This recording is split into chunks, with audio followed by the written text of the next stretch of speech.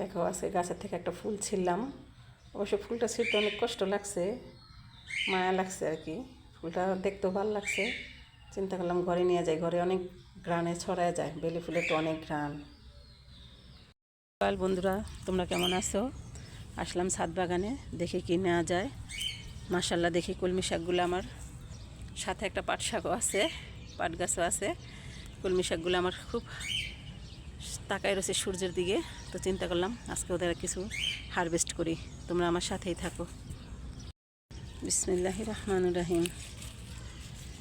এই যে এখন কিছু হারভেস্ট করে নিই, তারপর আবার আপনাদের দেখাবো। দেখো বন্ধুরা, কত শাক তুললাম। দেখো একদম ফ্রেশ শাকগুলা, একদম ফ্রেশ, একদম। আলহামদুলিল্লাহ, আলহামদুলিল্লাহ। এত ছোট গাছ থেকে কিছু ঢেঁড়সও পাইটা নিলাম। বিসমিল্লাহ রহমান রহিম। ঢেঁড়সও ছিঁড়ে নিলাম। এই যে বন্ধুরা, এক হাতে মোবাইল ধরে এক হাতে ছিঁড়ি, তো এই জন্য সবগুলো দেখাইতে পারি না। এই যে কয়টা ঢেঁড়স ছিঁড়লাম, আর হয়েছে তোমাদের তো দেখাইছি কলমি শাক। আল্লাহ হাফেজ।